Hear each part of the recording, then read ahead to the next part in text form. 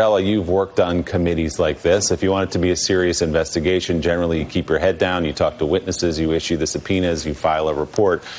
As Heidi points out again and again, Ron Johnson, the Republican senator of Wisconsin, is going out publicly and just advertising what he's actually up to here.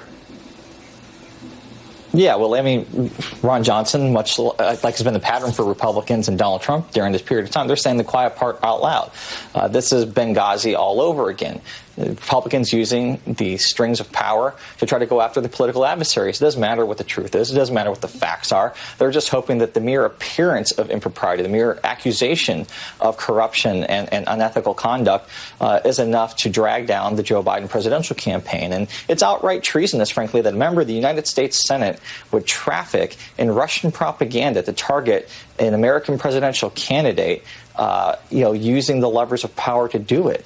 This is exactly why so many people, I think, are turned off right now of the Republican Party overall. This is a party that used to talk about responsibility, responsible oversight, getting to the truth, getting to the facts. Investigations aren't about trying to get to an outcome and a solution. It's about methodically, discreetly, responsibly getting to the truth. And that's the exact opposite of what's happened. They're basically chasing headlines and trying to make the headlines they're manufacturing truthful by having an investigation. It's completely backwards. And Ron Johnson and every Republican who sits up there and enables this behavior to continue should be ashamed of themselves.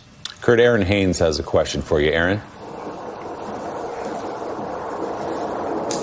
Yeah, Kurt, good morning. I'm wondering, what you think back in January when the country was focused, on the impeachment hearings and when questions of Burisma and Hunter Biden were a part of, when Senate Republicans tried to make that a part of the conversation. We were not in the midst of a global public health crisis and a national reckoning on race. I wonder what you make of how much of an issue this is going to be as Republicans try to bring this back up with 7 weeks to go until the election. Is that going to be seen as a distraction in the midst of everything else that frankly, the American people and voters are having to weigh in this moment, or does it just contribute to the more chaotic climate that so many people feel that they are in right now?